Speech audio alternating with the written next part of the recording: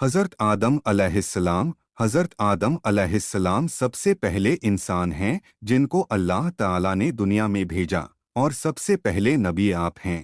آپ ہی کی اولاد ساری دنیا میں پھیلی۔ آپ کا ذکر قرآن پاک میں 19 بار آیا ہے۔ جب اللہ تعالیٰ نے دنیا کو آباد کرنے کا ارادہ کیا تو اس نے فرشتوں میں کہا، میں دنیا میں اپنا ایک نائب خلیفہ بنانا چاہتا ہوں۔ فرشتوں نے کہا، اے اللہ، تو دنیا میں ایسے شخص کو نائب بنانا چاہتا ہے؟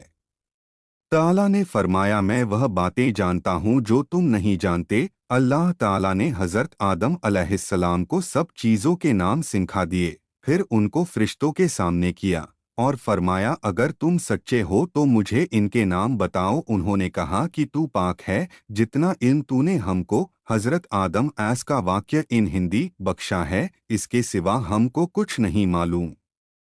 پھر اللہ تعالیٰ نے فرشتوں کو حکم دیا کہ تم آدم علیہ السلام کو سجدہ کرو، تو وہ سب سجدے میں گر پڑے، مگر شیطان نے سجدہ نہیں کیا۔ اس کا ذکر پہلے بھی آیا ہے۔ اللہ تعالیٰ نے حضرت آدم علیہ السلام سے کہا کہ تم اور تمہاری بیوی جنت میں رہو اور جہاں سے چاہو کھاؤ پیو، مگر ایک خاص درخت کے متعلق حضرت آدم علیہ السلام کو منع کر دیا کہ اس کے قریب بھی نہ جانا ورنہ تم بھی ظالموں میں سے ہو جاؤ گے۔ اس طرح اللہ تعالیٰ نے حضرت آدم علیہ السلام کا امتحان لیا کہ دیکھیں یہ ہمارا کہنا مانتے ہیں یا بھول جاتے ہیں اور شیطان کے بہکائے میں آ جاتے ہیں۔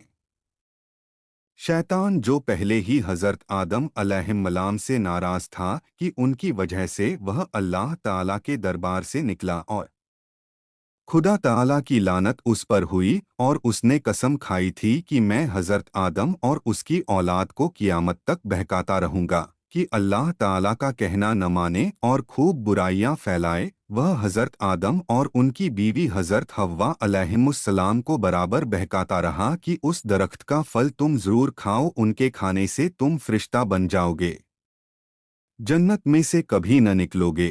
آخر ایک دن حضرت آدم علیہ السلام اور ان کی بیوی حضرت حوا بھول سے شیطان کے بہکائے میں آ گئے اور درخت کا پھل کھا لیا۔ پھل کھاتے ہی دونوں ننگے ہو گئے اور جنت کا لباس جت آدم ایس کا واقعہ ان ہندی ان کے بدن سے غائب ہو گیا اور وہ جنت کے پتوں میں اپنے بدن کو چھپانے لگے۔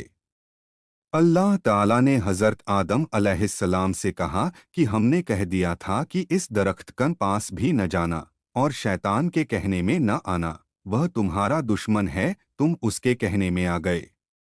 اب تم اور حوا جنت میں سے چلے جاؤ اور دنیا میں جا کر رہو۔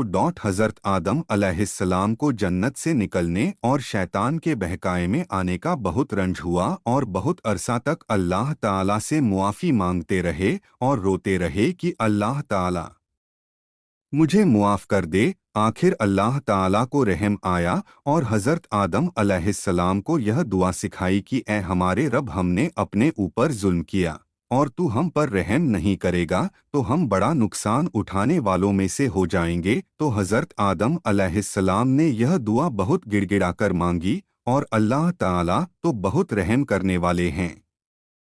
جب کوئی بندہ گناہ کر لیتا ہے اور سچے دل سے توبہ کر لیتا ہے کہ اے اللہ، یہ گناہ تو مجھ سے غلطی سے ہو گیا، آئندہ ایسا نہ کروں گا، تو وہ معاف کر دیتے ہیں۔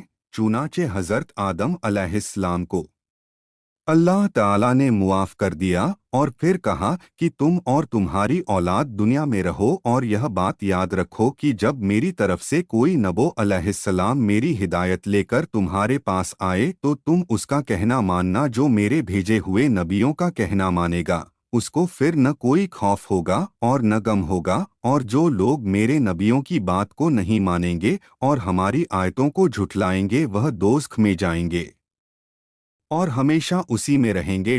اس کے بعد حضرت آدم علیہ السلام اور حضرت حوا علیہ السلام دنیا میں رہنے لگے، خوب جی لگا کر اللہ کی عبادت کرتے۔ ان کی بہت اولاد ہوئی اور دنیا میں سب جگہ آباد ہوتی رہی۔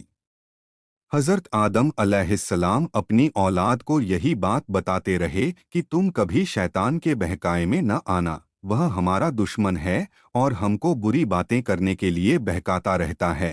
हमेशा अल्लाह की इबादत करना, सच बोलना, किसी पर जुल्म न करना, एक दूसरे के नेक कामों में मदद करते रहना। आखिरकार हज़रत आदम अलैहिस्सलाम 900 साल जिंदा रहकर वफात पा गए।